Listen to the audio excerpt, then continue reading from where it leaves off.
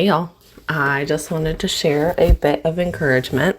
So, last week there were no frost dates in the forecast for the next 14 days, and that was far enough past the like the almanac last frost date that I felt okay planting. So I went ahead and planted. Step one was to go to the home and garden store and load up my little tiny Sonic with as many flowers and vegetables as I possibly could, and then bring it home and recruit two little toddlers to help me plant. And should not have believed the weather app. I mean, generally it's relatively accurate, but the lowest frost date whenever I decided to plant all of these was 38 degrees, which there is a relative chance for frost at 38 degrees. It's a pretty low risk at 38 degrees. If it was like 33 degrees, 34 degrees, maybe even 35 degrees, I probably would have waited a little bit longer, but the lowest temperature was 38 degrees. And so I went ahead and planted. Well, I spent the whole evening on Thursday getting stuff in the garden, and it looked so pretty and so nice. And then on Saturday, I ran to the farm store and got the few vegetables that they didn't have at the farm and home store, and not farm and home store, like home and garden store, and picked up those and some seeds. And we needed a few more seed potatoes to finish out the potato row. Anyway, so I got all that stuff, and I also got some straw, got all of that out on the garden, and then I didn't water it, and I should have. I know I should have. I really think that was probably like one of the big factors in this. I didn't water it on Saturday because it rained. Well, the rain was like it was enough to just like knock down the dust, not to actually like water anything. So I should have watered it, and then I didn't water it on Sunday because we were gone all day. Should have watered it. So I'm sure some of the plants were struggling just a little bit, especially since they're newly transplanted plants. Anyways, all of my cabbages died. And then it dropped down to 40 degrees. Like the low that night was 40. Technically, where we are, it probably could be a little bit less than that, but it's unlikely. It's usually pretty close to what the actual temperature is. So, it got down to 40, like the low was 40 degrees. I didn't go check on it in the morning, and whenever I got home from work and went out to go water the garden, every single one of my cabbages were gone.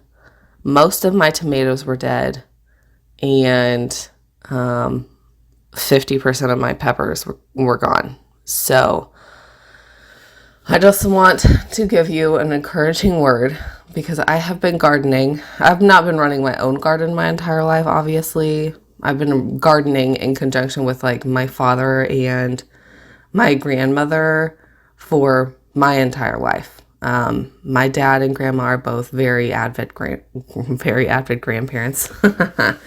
They are very avid gardeners, and my dad used to plant this giant garden every year, and then as we got older and got involved in sports and he got involved in things, we pulled it back a little bit because we just didn't have time to maintain it. But my grandma still had, her regular size garden. As she's gotten older, she has, decreased the size in that garden a little bit. But she's also expanded in some ways. So there's that. And then I have been having my own garden. We moved into our house, our first house, in 2015. It was June 30th was our move-in date. And by the end of the first week that we lived there, Cameron and I went to Lowe's and we bought some peppers and tomatoes and cantaloupes. And I literally just dug up a row, like just one long skinny row, and planted all of those things. Like my first garden was literally like 7 plants or something. And I had to have a garden the second we moved into a house that had a yard. If I had a patio in the apartment that we lived in, I probably would have had a garden there. But we literally lived in a basement. Like that's what our apartment was. It had one window that got decent sunlight. And then the other 2 windows in our apartment were like basement windows, literally like the little tiny 1-foot windows at the top of your ceiling. So, yeah, there was no way I was growing any fruits and vegetables in that. But the second we got an opportunity to grow stuff in a yard, I had dug a trench and planted some vegetables. And then the next year we spent hours upon hours and days upon days, like just so much of our weekends pulling rocks out of the dirt that we had just tilled up with our ancient tiller that we got whenever we moved into that house. Like 2 old people had passed away, and they had this ancient tiller. We used that thing to till up this patch of dirt. It was probably a 20 by 20 garden, and which is decent. Like that's a pretty decent size. But it it was full of rocks. And so we did that for a couple of years, and then we put in a raised bed garden, and that took so much effort. And here we are in this garden. I think this is my 8th year gardening by myself, which, I mean, doesn't make me any professional gardener or anything, but I mean, like I said, I have been gardening most of my life. So, anyways, we always, every single year, except for last year, look at the last frost date. And once we get there or get close to it and we can see that there aren't going to be any freezes in the future, we plant. And that's what I did this year. And so something that I hadn't said yet is 1 week, it was like a week and 3 days after this video that you're watching right now, this part that I'm planting in the evening, it frosted. It got down to like 30 degrees. And basically, I mean, my broccoli and cauliflower are mostly still okay. Those things did survive. I planted some seeds. I'm sure those things are fine. Our potatoes are fine. Our carrots and radishes and beets are fine. But all but one, I think, of my peppers are going to have to be replaced. And all of my tomatoes are going to have to be replaced. My celery survived, which I've never actually planted celery before, so we'll see how that goes. And then most of my broccoli and cauliflower are okay, but I'm going to have to replant all of my cabbage. So, yeah, that was where we landed. I just want to give you some encouragements that sometimes mistakes happen. Sometimes you're going to lose your plants, but do not let that discourage you. Just try again. If you want to garden, if gardening sounds like a thing that you are interested in, do it. Try it. Keep trying. It only gets better. Do research. Figure out what you're doing. It's it it is to your benefit. I think gardening is probably one of the most cathartic things that I do. I find great peace just coming out to my garden, and I don't even have to be like doing anything in it. I don't love pulling weeds, but like pulling weeds and checking on my plants and seeing if there are any flowers on any of my plants, and pruning some stuff and whatever needs to be done in the garden, getting your feet and your hands dirty. And yes, I have shoes to wear in the garden. I have garden shoes. However, whenever the dirt is just freshly tilled, it makes it really hard to walk in garden sandals. Like, I could be wearing my like garden boots out here, but it's nice outside. I don't want to wear boots right now. I'm gonna wear my sandals, but my sandals don't want to stay on very well because the dirt is soft. So I just kick them off and go barefoot. Also, I think there's some benefits to walking around barefoot on the dirt. And it's so relaxing to get your hands and feet dirty in the garden. I mean, I guess if you want to get your hands and feet dirty other ways, that's fine, but specifically in the garden. Also, I bought whole tray marigolds to plant in the garden for pest control, and those are currently sitting in my bathtub. I think they're gonna be okay. I think I can go ahead and plant them and they'll do something. How good is that something going to be? I don't know. And we also had a bunch of vining plants, so you'll see once we get towards the end of this video, I planted out this entire garden. None of the things that I planted were vining plants. So we had about 2 cucumbers, 2 squash, 2 zucchini. I did buy a butternut squash. I don't know if that will even produce because we usually lose just about all of our squash plants to squash bugs. Like they ruin our garden. I mean, really. So, we usually lose most of our squash to that, so I'm not sure if it'll make it all the way to fall with, butternut squash on it, but I also got watermelon.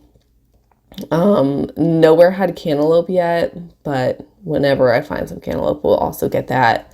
Anyways, we're going to till up the garden a little bit more, like till up some extra area of our yard to plant these vining plants and put in some trellises possibly. So, that, of course, I'm going to have to rebuy those things because they didn't get watered and they also got frost ruined them. It's, yeah, I'm pretty annoyed. It's fine, though. It'll be fine. Once the garden gets going, it'll all be fine. Anyways, so I'm sitting here. I'm gonna plant what I think is kale and celery, and I'm planting my celery, and I go to plant the other thing that I think is kale because it's kind of like that purpley greenish color that sometimes kale has. Turns out the plants that I grabbed because I'm lazy and did not read the labels is flowering cabbage. Yeah, that's a thing apparently. Flowering cabbage. What am I going to do with flowering cabbage? It's not even edible cabbage. It's flowering cabbage. So they have like these, it's literally like kind of the dusty blue-green color that kale and cabbage sometimes have, like the seedlings. And then like some purpley ones, and I was like, oh yeah, this is probably kale or cabbage or something. No, I mean, it is cabbage. It's just not actual cabbage. It's flowering cabbage. So I will not be putting that in my garden just because I don't want to give up the space to something that's not actually food. But this is what it looked like after the first day of planting. And then the next day, my kids came out and decided to plant some of my plants for me. So they just randomly planted 4 broccolis. You can't see the 4th one, and a marigold and a tomato plant just randomly in the garden. It was fine because they, like they went ahead and put them in the dirt. It's not like they didn't actually put them in the dirt. They didn't damage any of the plants. Not like it matters because my whole garden's dead. Got plenty of time to restart it, I guess. But yeah, right this minute, I am planting okra seeds. This is the first time. I usually buy okra plants. I do not usually plant okra seeds or direct sow my okra. But I nowhere had any okra plants, so I bought okra seeds. We're going to put them in the dirt. We're going to see what happens. I don't know. And then my next row is going to be, so that row is half celery, half okra, or probably like a third celery and a third okra is more, or 2/3 okra is more accurate. And then I'm going to do a row of trellised tomatoes rather than tomatoes in tomato cages. We have, I think there's one more good tomato cage and then one tomato cage that it's not holding anything up and it needs to go in the garbage. But anyways, the varieties of tomatoes I bought, not that it matters because I'm not going to get fruit from any of them, but the varieties of tomatoes that I got some pink tomatoes, some yellow tomatoes. I don't remember what the exact names of them were. And then I got some Brandywine tomatoes. Oh, the pink ones were called Pink Ladies. Or Pink Girls, Pink Ladies. I think they're called Pink Ladies. And then the yellow ones, Golden Jubilee, and then Brandywine. And then I got, I don't remember. I got some Sweet 100s. I only planted 2 of those. And then I got one that was called, I got Cherokee Purple. That's one of our favorites. And then I got one that was called like Chocolate Sprinkles. And it's like a cherry tomato that's like dark. I mean, it basically looks like I think like a Cherokee Purple, but it's a cherry tomato. So, yeah, I got all of those. I think there was one other variety of tomato that I got. Maybe. Nope, I think that's it. Anyways, I was going to do those trellised. Gonna have to rebuy all those. And then this next row I'm doing is just going to be green beans. Those we direct sow every year. They don't do well if you transplant them. So I think you could probably go to the grocery store, like Walmart or something, and buy green beans. You can buy carrots and, little starter 4-packs or whatever. I wouldn't recommend it. I would just recommend direct sowing, carrots and radishes and greens and maybe not. You don't have to direct sow your greens. We do. Not everybody does. And then beans, you can direct sow your squash.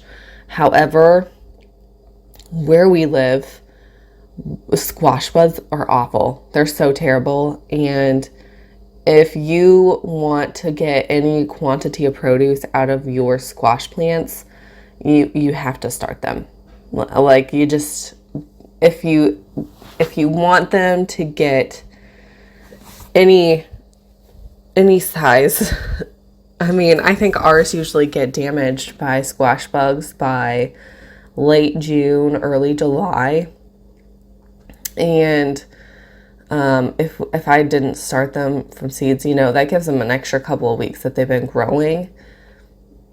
If I didn't do that, they would not. I mean, I would maybe get a couple weeks of producing out of them. So we just get as much as we can before the bugs take the plants, because by the time you notice that there's damage from like a squash borer or squash bugs, by the time you know squash bugs, your plant's already fully infested. It's just the fact of life, and there's not much you can really do about it. I mean, unless you want to cover your entire garden in pesticides, which, like, we'll use diatomaceous earth, and that's an organic pesticide. Technically, it's not really a pesticide. It's like crushed up crustaceans or something. I don't know. And it does work some, but then, by the time you've seen squash bugs on your plants, they've already laid eggs, and that's not going to kill the eggs. It might kill the squash bugs or deter them from getting on your plants, but they've already laid eggs, and those eggs are going to hatch, and then they're going to be all over your plants again. So if you can't tell, I have one little helper that really, really likes to help out in the garden. I think he's going to be my pro gardener. We have pictures of him in the garden every year since he was born. My other kid, he likes to help. He all the time, Mom, I want to help you. Mom, I want to help you. But Carter has been gardening since he is literally 1 year old. Forrest, the year that he was born was the year we moved into the camper, and we did garden the year that he was born, but then the next year we didn't have a garden at our house. So he does not have the same amount of gardening experience. So anyways, he'll get there. He'll catch up, I'm sure. But yeah, they're always, every time I'm out in the garden, or if I say, hey, you want to go check the garden? They're like, yeah. And I just see that as, teaching my children the joy of gardening. Like, they're gonna grow up to be me, because I'm doing basically what my parents and grandparents did. I mean, both sets of my grandparents have had gardens. Both sets of my grandparents did food preservation. My parents do not do much food preservation anymore, which is fine, because I'll probably end up with all of their canning jars and stuff. That's fine with me. And I don't mind, if they want to come steal from my stores of preserved food, or if I can share some of my preserved food with them, that's fine. I'm fine with that. Let's share the duties, They have been giving me, my parents also have a beef farm. They have been giving me beef since I moved out of the house. We don't go over there and steal beef all that frequently, mostly because we have a deep freezer full of ground venison that we need to use up. But I've been getting ground beef from them my entire life. So if I could pay it back by giving them some preserved food that I've grown in my garden because they don't want to preserve their own food, so be it. I'll share. Anyways, yeah, if you want to know my goals in life, so I was listening to this podcast, or no, it was not a podcast, a TED Talk, and it was by, oh gosh, I can't remember his name. I'm not going to Google it right this second. The guy who wrote Design Your Life, and he was talking about, how to decide what your perfect life, like what your dream life looks like. And he's like, what is the number one thing you want to do? Well, the number one thing I want to do is homesteading. And then he said, if number one doesn't exist, what's the number two thing you want to do? And I was like, oh God, nothing. Like, I don't want to do anything if I can't homestead. Which, not that we have a huge homestead. We basically have a garden, and we had a bottle calf for about 3 or 4 days, and then he got, it's a long story. Anyways, he didn't make it, which happens sometimes. It's a thing that happens on a farm. You're gonna have some loss. Anyways, we have a calf pen ready to go for a calf. We just need to get a calf to put in there. And we're gonna get chickens. It's just, all that stuff costs money, and our income is like my income's steady because I'm salaried and I have a job for now. But my husband's job is very cyclical. It's, how many people do you know that are willing to load up their tiny car with straw bales to put straw in the garden? Because that's me. That's how dedicated I am. This car has had, it's had straw bales in it multiple times. If you think this is the first time I put straw bales in my car, you're wrong. And my car is surprisingly not that dirty.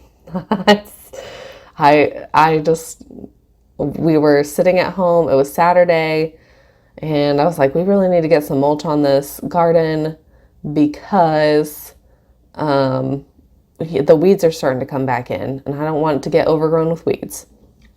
The top part of the garden where we planted the potatoes and stuff, that's starting to get covered in weeds. I'm going to have to weed it before I can put down straw, but I just wanted to get straw on to, one, keep trapping the moisture, and two, to try to cut back on some of the weed pressure. So I went to the store. We also needed cabbage and the seeds and stuff like that. So I went ahead and just ran over to the feed store, got straw, and so I get to the feed store. I'm like, yeah, I need 4 straw bales. 4 straw bales were not going to fit in this vehicle, but then my husband showed up while we were still there. I was like, hey, husband, want to put these straw bales in your van? And he's like, oh, yeah, I guess. He's like, I just cleaned out my van. But, he likes to garden as much as I do, so he went ahead and did that for me.